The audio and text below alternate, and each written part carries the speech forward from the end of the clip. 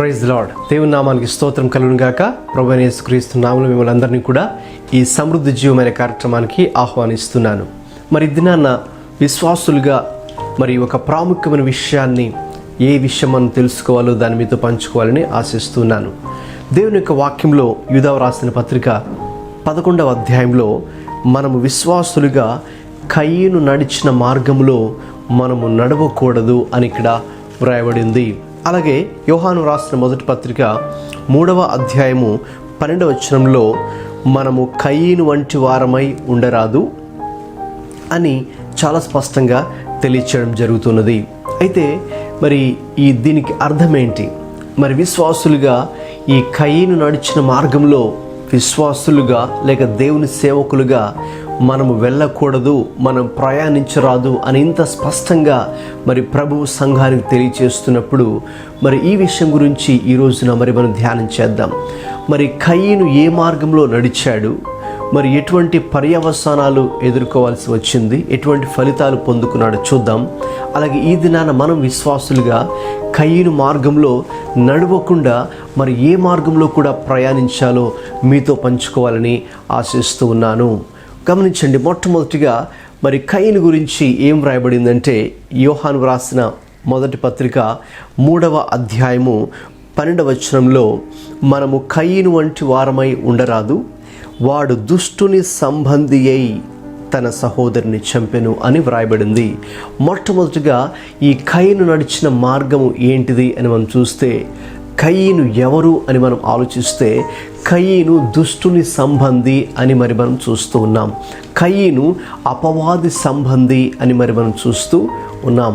మరి కయీను ఎటువంటి మార్గంలో నడిచాడంటే అతని దుష్టుని మార్గంలో లేక అపవాది మార్గంలో మరి మనం నడిచినట్టుగా మరి మనం చూస్తాం. అందుకే అతడు తన సహోదరుని చంపెను అని ఇక్కడ మరి మనం చూస్తూ ఉన్నాం. అయితే గమనించండి, విశ్వాసులుగా మరి మనందరూ అనుకుంటాం సాధారణంగా నేను దేవునికి చెందిన వాడను అని మనం అనుకుంటూ ఉంటాం. అయితే మనము అలా అనుకుంటే సరిపోదు, కానీ వాక్య వెలుగులో వాక్యానుసారంగా నిజముగా నేను దేవుని సంబంధిన కాదా, నిజముగా నేను దేవుని సంబంధిన లేక దుష్టుని సంబంధిన లేక అపవాది సంబంధిన అనే విషయం మనకెలా తెలుస్తుంది అని మనం చూసినట్టయితే మరి ఇదే యోహాను పత్రిక 3వ అధ్యాయము 8-9 వచనాల్లో మనం చూసినప్పుడు మరి అపవాదికి సంబంధించిన వారు ఏ రీతిగా ఉంటారు అని చూస్తే మరి వారు చెడును చేసేవారిగా లేక పాపమును చేసేవారిగా వారు ఉంటారు. అందుకే ఇక్కడ రాయబడిన 9వ వచనంలో మరి దేవుని మూలముగా పుట్టినవాడు పాపము చేయచాలడు. దీన్ని బట్టి దేవుని పిల్లలెవరో అపవాది పిల్లలెవరో మరి చాలా తేటంగా స్పష్టంగా ఉన్నది అని వ్రాయబడింది ఇక్కడ. కాబట్టి ఎవరైతే మరి పాపము జరిగించేవారుగా ఉన్నారో, దుష్టత్వమును జరిగించేవారిగా ఉన్నారో వారందరూ కూడా అపవాది సంబంధులు, దుష్టుని సంబంధులు అని మనం చూస్తున్నాం. అందుకే యేసుక్రీస్తు ప్రభువారు కూడా శాస్త్రులతో పరిసయ్యులతో మాట్లాడేటప్పుడు మరి వారనుకున్నారు మేము అబ్రహాము సంతానము అని అనుకున్నారు. ఎంతో సంతోషంగా గర్వంగా ఆ విషయంలో మాట్లాడుకుంటున్నారు. అయితే ప్రభు వచ్చి కాదు, మీరు అబ్రహాము సంతానము కాదు, మీరు అపవాది సంతానము అనే ఒక కఠినమైనటువంటి మాట వారితో మరి చెప్పడం జరిగింది. ఎందుకంటే మరి దేన్ని బట్టి ఒక వ్యక్తి మరి దేవుని సంబంధి దుష్టుని సంబంధి అని ఎలా చెప్పగలము అని చూస్తే మరి వారి యొక్క ఆలోచన విధానము, వారి యొక్క క్రియలను బట్టి మరి ఒక వ్యక్తి ఏ వ్యక్తి మరి దేవునికి సంబంధించిన వ్యక్తి, ఏ వ్యక్తి దుష్టునికి సంబంధించిన వ్యక్తితో మరి మనము చెప్పగలము. మరి ఇక్కడ మనం చూసినట్టయితే ఎవరైతే మరి పాపము చేస్తూ ఉన్నారో వారందరూ కూడా మరి అపవాది సంబంధి. అలాగే ఎవరైతే నీతిని జరిగిస్తూ ఉన్నారో మరి వారందరూ దేవుని సంబంధులు అని ఇక్కడ వ్రాయబడింది. అయితే ఈ విషయంలో ఒక్కసారి మన హృదయాన్ని మనమే పరీక్షించుకుందాం.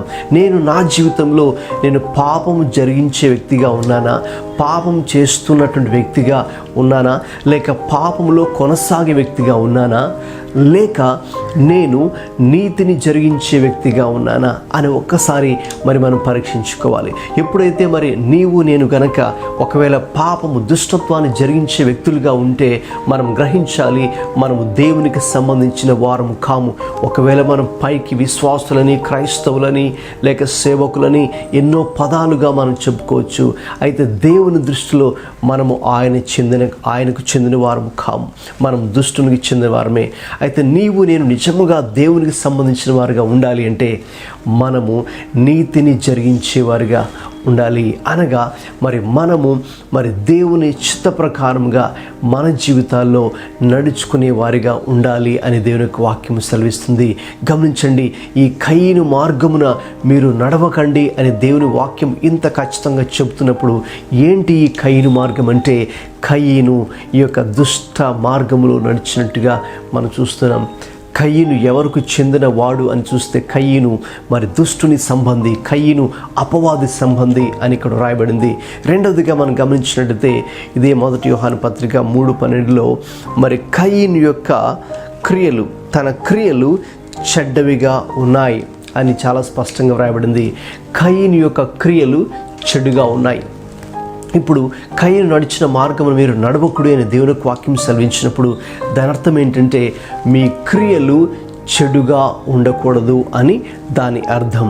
అయితే ఇప్పుడు దానికి వ్యతిరేకంగా ఆలోచిస్తే మన క్రియలు ఏ రీతిగా ఉండాలి అని దేవుడు కోరుకుంటున్నాడంటే, కయీనుతోనే దేవుడు చెప్పినటువంటి మాట ఆదికాండము 4:7 ప్రభు చెప్పిన మాట ఏంటి అంటే, నీవు సత్క్రియ చేసిన ఎడల తల ఎత్తుకొనవా, సత్క్రియ చేయని ఎడల వాకిట పాపము పొంచి ఉండును అని ప్రభు సెలవిస్తున్నారు. అనగా కయీనుతో ప్రభువు సెలవిచ్చిన మాట ఏంటి అని మనం చూస్తే, నీవు సత్క్రియ చేసేవాడిగా నీవు ఉండాలి అని అక్కడ ప్రభు యొక్క ఉద్దేశము. అందుకే ప్రభు అయిన యేసుక్రీస్తు కూడా మత్తయి సువార్త 5:16 సంఘానికి ఆయన చెప్తున్న మాట ఏంటంటే, మనుష్యులు మీ సత్క్రియలను చూచి పరలోకమందున్న మీ తండ్రిని మహిమపరచునట్లు వారి ఎదుట మీ వెలుగు ప్రకాశింపనీయుడి అని యేసయ్య తెలియచేస్తున్నారు. అనగా మన యొక్క క్రియలు ఎలా ఉండాలో కూడా చాలా స్పష్టంగా దేవుని వాక్యంలో సెలవిస్తుంది.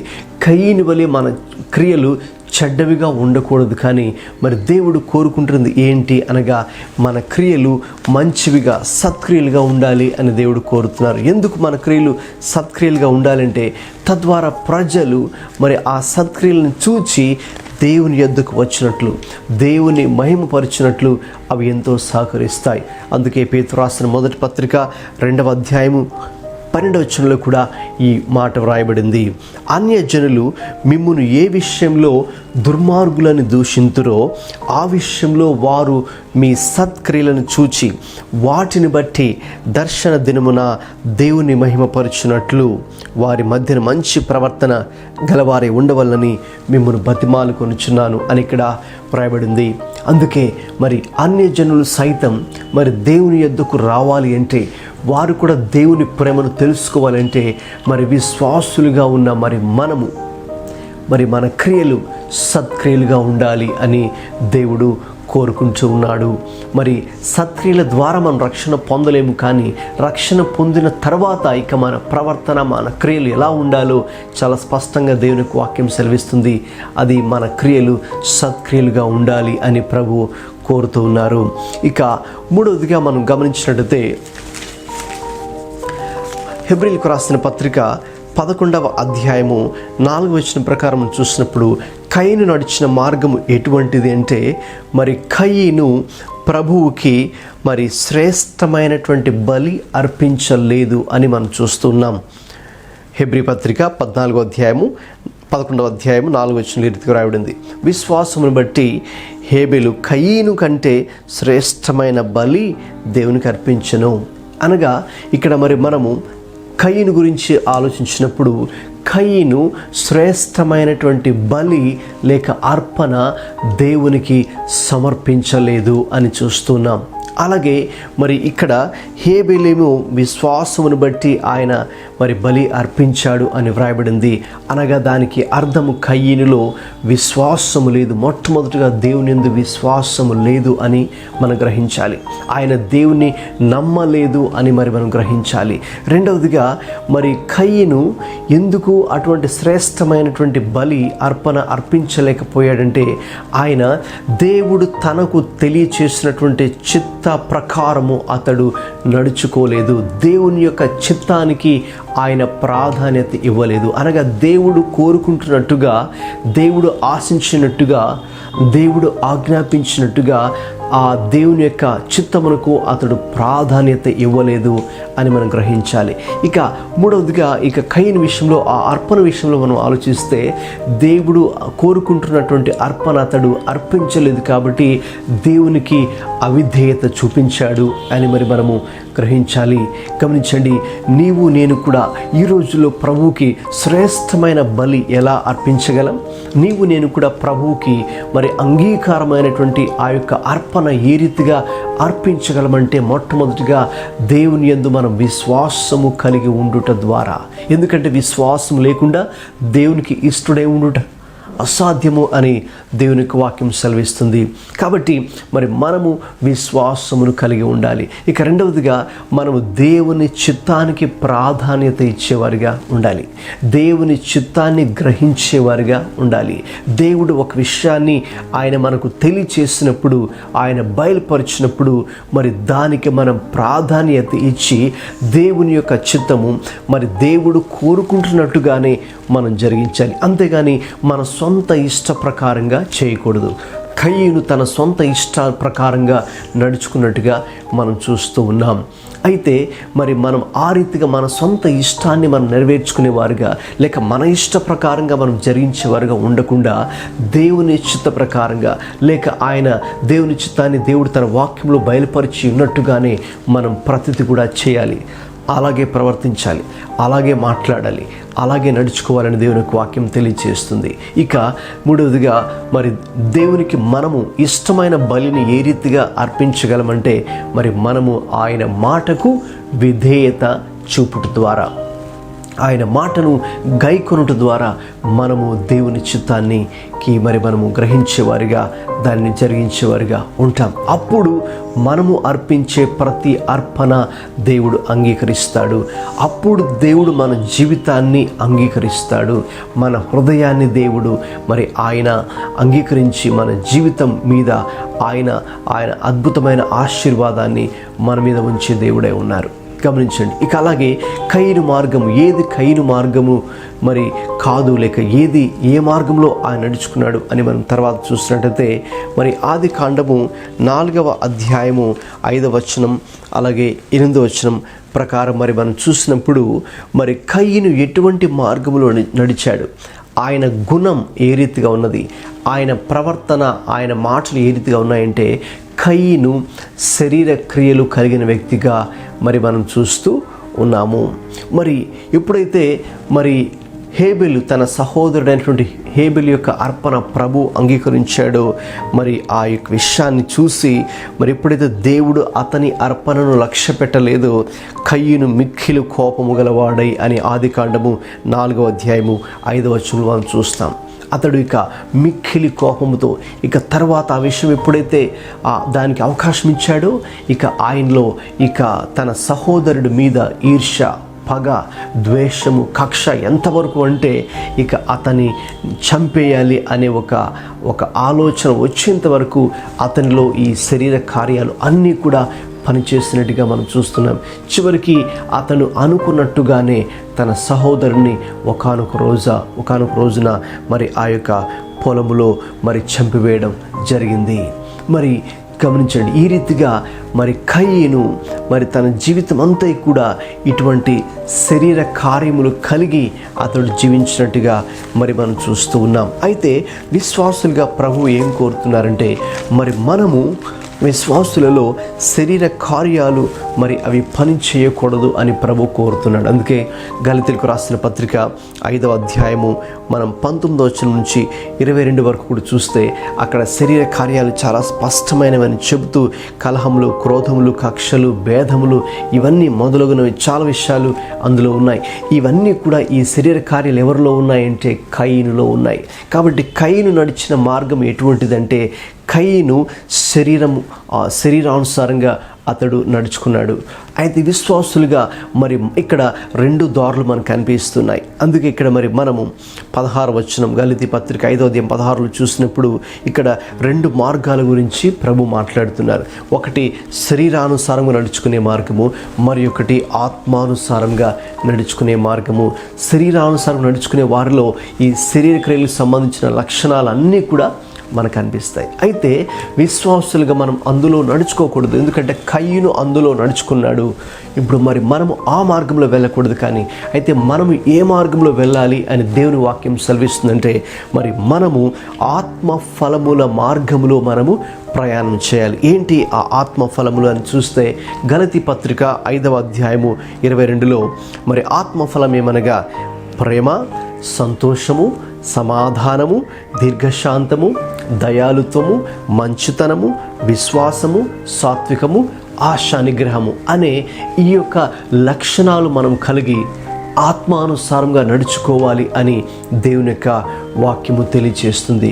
కాబట్టి విశ్వాసులుగా మరి మనము శరీర క్రియలు అనుసరించి మనం జీవించకూడదు. కానీ అయితే మరి మనము ఆత్మానుసారంగా నడుచుకోవాలి అని దేవుని యొక్క వాక్యము తెలియజేస్తుంది. అలాగే మరి యొక్క మా విషయాన్ని మరి కయీను నడిచిన మార్గాన్ని ధ్యానం చేద్దాం.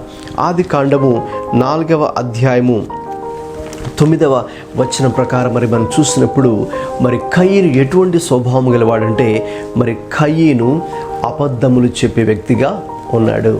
ఆ అబద్ధం కూడా ఎవరితో చెప్పాడంటే మనుషులతో కాదు, కానీ మరి సాక్షాత్తు ప్రభువుతోనే, దేవునితోనే ఆ అబద్ధము చెప్పినట్టుగా మనం చూస్తున్నాం. తన సహోదరుని పొలములో చంపివేసిన తర్వాత మరి వెంటనే దేవుడు వచ్చి నీ తమ్ముడైన హేబెలు ఎక్కడున్నాడని కయీను అడిగినప్పుడు మరి చూడండి కయీను ఏ రీతిగా సమాధానం చెప్తున్నాడో మనకు ఆదికాండం 4:9లో మనకు కనిపిస్తుంది. నేనెరుగను అని చెబుతూ ఉన్నాడు. దేవునికి ఆ అబద్ధాన్ని చెబుతూ ఉన్నాడు. గమనించండి, మరి ఎంత భయంకరమైన స్థితిలో మరి కయీను జీవిస్తూ ఉన్నాడో మనకి ఇక్కడ అర్థమవుతుంది. కాబట్టి అతని మార్గము ఎటువంటి మార్గము అంటే అది అబద్ధములతో కూడుకున్నటువంటి మార్గము, విశ్వాసులుగా మరి మనము ఏ మార్గంలో ప్రయాణం చేయాలో యేసు ప్రభువారు చాలా స్పష్టంగా తెలియజేశారు. చాలాసార్లు మనం కూడా సత్యమైన మార్గంలో ఉన్నాము అని అనుకుంటాం. అయితే వాస్తవంగా ప్రభు మనల్ని పరీక్షించినప్పుడు మరి మన యొక్క హృదయము ఏ రీతిగా ఉంది, లేక మన యొక్క మాటలు ఏ రీతిగా ఉన్నాయి, అది అబద్ధముతో నిండుకొని ఉన్నాయా లేక సత్యంతో నిండుకొని ఉన్నాయో మనం చూసినప్పుడు అందుకే ప్రభు యోహాను సువార్త 8వ అధ్యాయము 44వ వచనంలో ఈ రీతిగా తెలియజేశారు. మీరు మీ తండ్రి యగు అపవాది సంబంధులు, మీ తండ్రి దురాశలు నెరవేర్చగోరుచున్నారు. ఆది నుండి వాడు నరహంతకుడునయుండి సత్యమందు నిలిచిన వాడు కాడు, వాని యందు సత్యమే లేదు. వాడు అబద్ధమాడినప్పుడు తన స్వభావము అనుసరించియే మాట్లాడును. వాడు అబద్ధికుడును అబద్ధమునకును జనకుడునై ఉన్నాడు అని ఇక్కడ ఆయన తెలియచేస్తున్నారు. అనగా అపవాది ఏ రీతిగా ఆది నుంచి వాడిలో సత్యమే లేదు, వాడు చెప్పేదంతా కూడా మరి అబద్ధములతో కూడుకున్నదిగా ఉన్నది. ఇప్పుడు ఎవరైతే సాతానుని అనుసరిస్తూ ఉన్నారో మరి వారు కూడా ఏ రీతిగా ఉంటారు, వారి స్వభావం ఏ రీతిగా ఉంటుంది, వాడు అబద్ధాలు చెప్తున్నాడు. కాబట్టి ఇప్పుడు వాడిని అనుసరించే వారందరూ కూడా అబద్ధాలు చెప్తూనే ఉంటారు. ఇంకా వారిలో ఎటువంటి సత్యము ఉండదు అని చాలా స్పష్టంగా యేసుక్రీస్తు ప్రభువారు ఆ దినాన శాస్త్రులు, పరిసయ్యులు, ధర్మశాస్త్ర ఉపదేశకులతో సహితం ఆయన ఈ మాటలు చెప్తున్నారు. వారనుకున్నారు మేము అబ్రహాము సంతానమని ఎంతో గర్వపడ్డారు.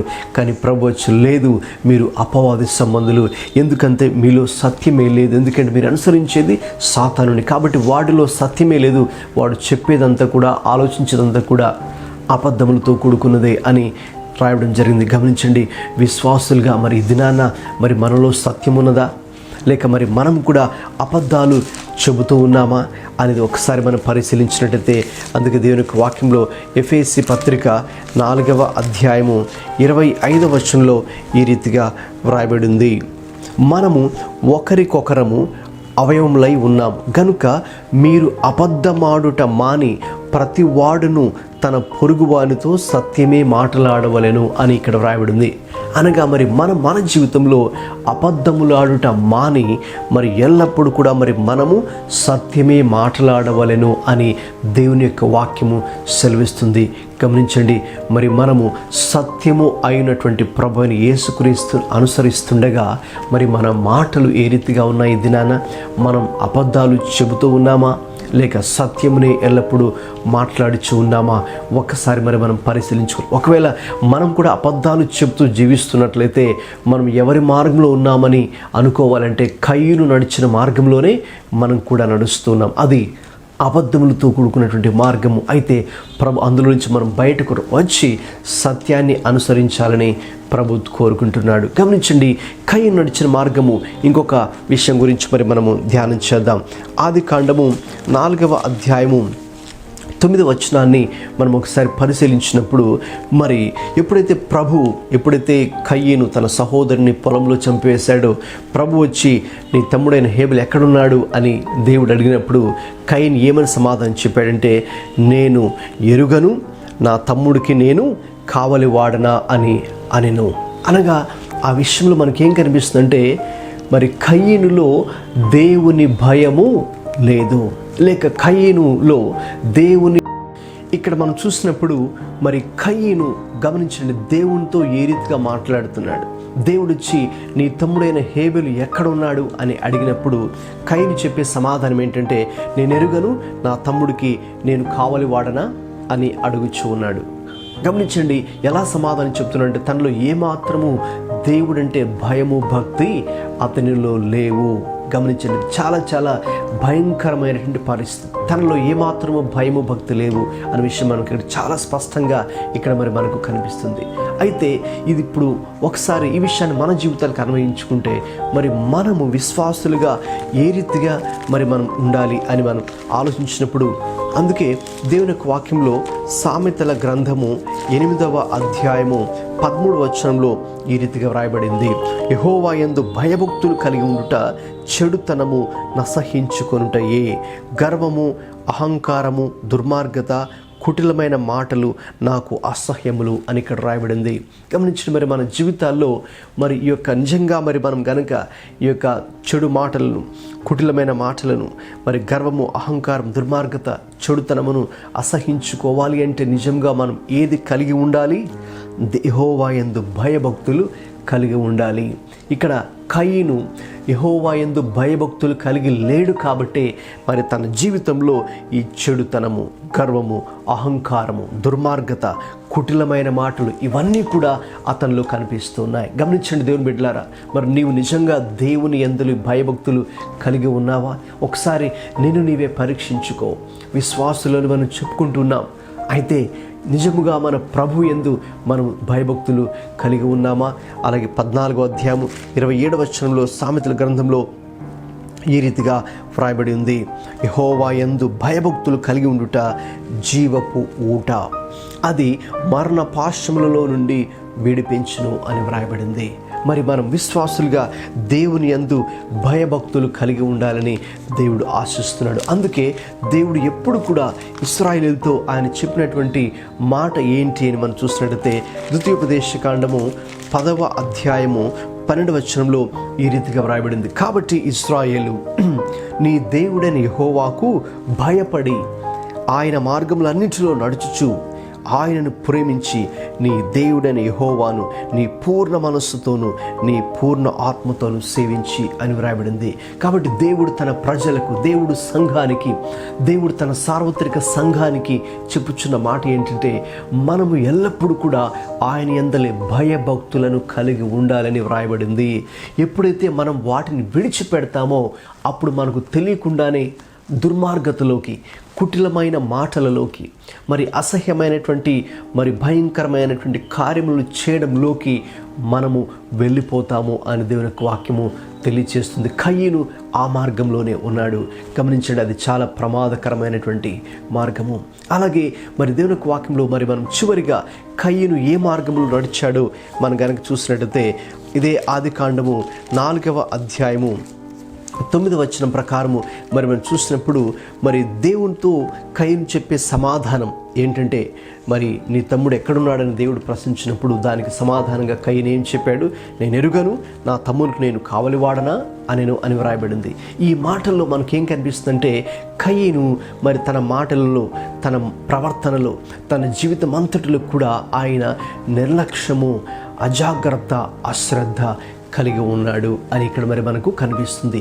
ఈ లక్షణం ఎంతో ప్రమాదకరమైనటువంటిది. అందుకే ఈ కయ్యను నడిచిన మార్గంలో మీరు ప్రయాణం చేయకుడి, మీరు అలా ఉండకుడి అని దేవుని వాక్యం చాలా స్పష్టంగా తెలియచేస్తుంది. ఎందుకంటే కయ్యను తన జీవితం అంతటిలో కూడా ఇటువంటి నిర్లక్ష్యము, అజాగ్రత్త మరి అతడు కలిగి ఉన్నాడు. చివరికి అది తన నాశనానికి నడిపించింది. అందుకే విశ్వాసులుగా ప్రభు ఈ దినాన మనకు చెప్పే ఒక మాట ఏంటో హెబ్రీ పత్రిక 2వ అధ్యాయము 1వ వచనాన్ని చూసుకుందాం. హెబ్రీ పత్రిక 2:1 ఈ రీతిగా వ్రాయబడింది, కావున మనము వినిన సంగతులను విడిచిపెట్టి కొట్టుకొని పోకుండానట్లు వాటి యందు మరి విశేష జాగ్రత్త కలిగి ఉండవలెను అని దేవుని యొక్క వాక్యము సెలవిస్తుంది. విశ్వాసులుగా, దేవుని సేవకులుగా మనందరూ కలిగి ఉండాల్సినటువంటి ఒక లక్షణం ఏంటంటే, కయ్యను మార్గంలో వెళితే మాత్రం, కయ్యను మార్గం అంటే అది నిర్లక్ష్యపు మార్గం, అది అజాగ్రత్తతో కూడిన మార్గం, అది అశ్రద్ధ కలిగినటువంటి మార్గం. అయితే అలా కాకుండా మనం మరి ఎటువంటి మార్గంలో ప్రయాణించాలంటే మరి విశేష జాగ్రత్త కలిగి ఉండు అని దేవుని యొక్క వాక్యం సెలవిస్తుంది.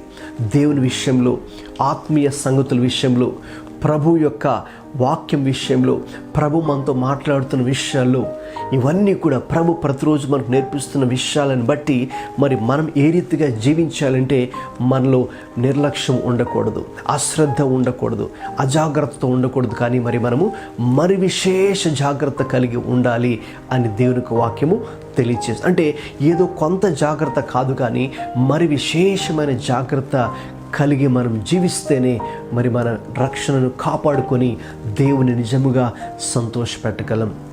గమనించిన విశ్వాసులుగా మరి దినాన ప్రభు మీతో మాట్లాడుతున్నట్టయితే, ఒకవేళ మీరు కయ్యను నడిచిన మార్గంలో నడుస్తున్నట్లయితే ప్రభు మీతో సెలవిస్తున్నాడు, అది ఎంతో ప్రమాదకరమైనటువంటి మార్గము, అది చివరికి మనల్ని నాశనానికి నడిపించేటటువంటి మార్గము.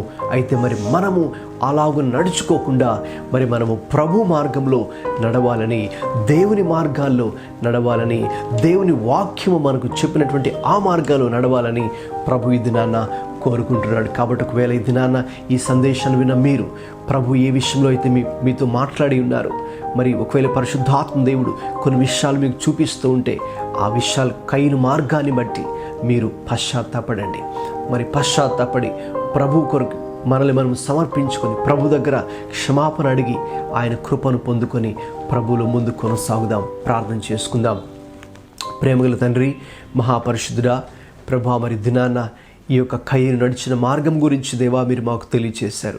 అయితే ప్రభా, మేము ఒకవేళ ఆ కయ్యను నడిచిన మార్గంలో కనుక ఉన్నట్లయితే ప్రభా, అది ప్రమాదకరమైనది కాబట్టి, అది ప్రభా మరి ఎంతో అయ్యా మరి తండ్రి నాశనమునకు దారి తీసే మార్గము కాబట్టి ఏ ఒక్కరు కూడా నాయన తండ్రి ఈ మాటలు వింటున్న ఏ ఒక్కరు కూడా అటువంటి కయ్యను మార్గంలో ఉన్నట్లయితే వారిని ఆ మార్గంలో నుంచి విడిపించి దేవుని మార్గములలోకి, ఆత్మీయమైనటువంటి మార్గములలోకి మీరు వారిని ప్రభువా నడిపించమని ప్రార్థన చేస్తూ యేసుక్రీస్తు ప్రభువారి పరిశుద్ధ నామములో అడుగుచున్నాము తండ్రి. ఆమెన్. ఆమెన్.